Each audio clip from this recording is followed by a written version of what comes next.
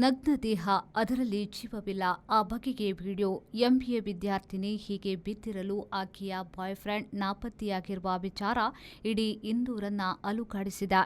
24ರ ಪ್ರಾಯದ ಆ ಎಂಬಿಎ ವಿದ್ಯಾರ್ಥಿನಿಯ ದೇಹ ಬಹುತೇಕ ಕೊಳೆತಿತ್ತು.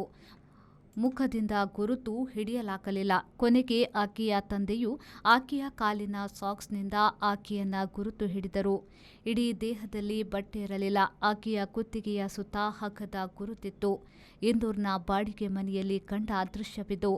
ಹಗ್ಗದಿಂದ ಉಸಿರುಗಟ್ಟಿ ಮುಗಿಸಲಾಗಿದೆ. ಸಾವಿಗೆ ಮೊದಲಿನ ರತಿ ದೃಶ್ಯದ ವಿಡಿಯೋವನ್ನ ಕಾಲೇಜಿನ ವಾಟ್ಸಪ್ ಗ್ರೂಪಿಗೆ ಅದನ್ನ ಕಳುಹಿಸಲಾಗಿದೆ. ಆಕೆಯ ಮುಖ ಕಾಣಿಸುತ್ತಿದೆ, ಆದರೆ ಆತನ ಮುಖವನ್ನ ಇಮೋಜಿಯಲ್ಲೇ ಮುಚ್ಚಲಾಗಿದೆ.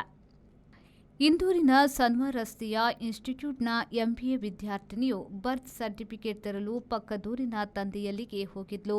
ಕ್ಲಾಸ್ಮೇಟ್ಸ್ನ ಬರ್ತ್ಡೇ ಪಾರ್ಟಿ ಇದೆ, ಹೋಗಿ ರಾತ್ರಿ ಬರುವೆ ಎಂದವಳು ಬರಲಿಲ್ಲ. ಅದೇ ರಾತ್ರಿ ಕಾಲೇಜು ಗುಂಪಿಗೆ ಅಸಹ್ಯ ವಿಡಿಯೋ ಬಂದಿದೆ. ಅನಂತರ ತಂದೆಗೆ ತಿಳಿದು ಆಕೆಯನ್ನ ಹುಡುಕಲು ನಾನಾ ಪೊಲೀಸ್ ಠಾಣೆಗಳಲ್ಲಿ ಅವರು ಸುತ್ತಿದ್ರು.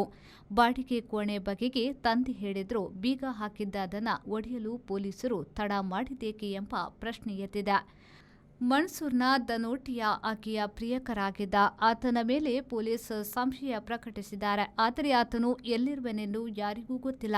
ಮದುವೆಯಾಗಿರುವ ಆತನು ಕೊಲ್ಲಲ್ಪಟ್ಟ ಆಕೆಯ ಫೋನ್ನಿಂದ ಆಕ್ಷೇಪಾರ್ಹ ವಿಡಿಯೋ ಅಪ್ಲೋಡ್ ಮಾಡಿದ್ದಾನೆ.